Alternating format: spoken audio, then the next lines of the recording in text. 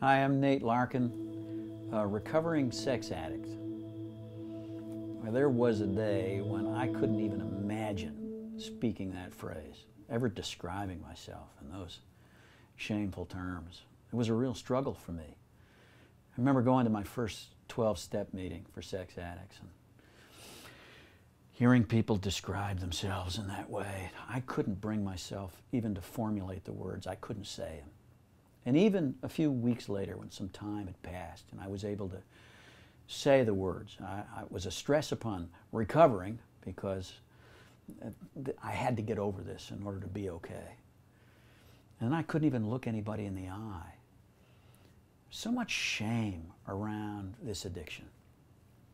When I say I'm a sex addict, that does not define me. But it does describe some of my insanity. It's a part of the package. When you get me, you get that bit of craziness.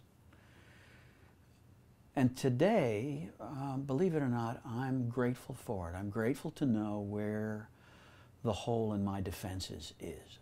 I'm grateful to know where I'm most badly broken. I'm grateful to know that actually I'm broken in a lot of other ways too that I never would have seen if I hadn't been forced to face this addiction. I remember early on in recovery, my sponsor said something that took me sideways. He went, "Nate, your biggest problem is that you think that sex is your problem." I looked at him like he was crazy. I just told him the awful, crazy, insane things I'd been doing for 20 years. I said, "What do you mean? Sex is not my problem." He said, "Well, it's a problem. It's a big problem.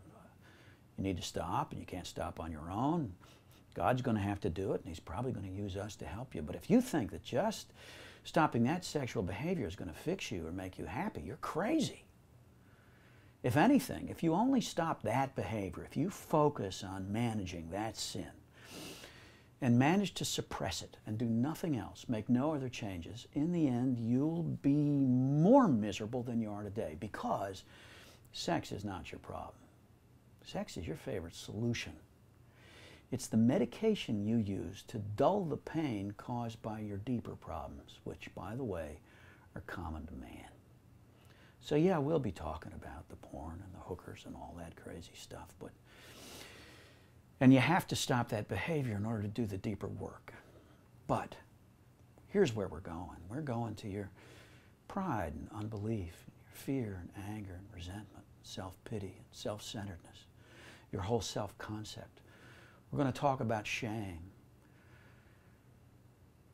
This problem that God has allowed you to keep is a lever big enough to move all of your life and rearrange everything. And I predict that before it's over, you're going to be glad you're a sex addict. I didn't believe him then, but I sure identify with him now. I at times wish I didn't have to come this way to get to where I am, but if that's the route that brought me to this way of life, then I'm grateful. And the crazy thing is, my wife is too.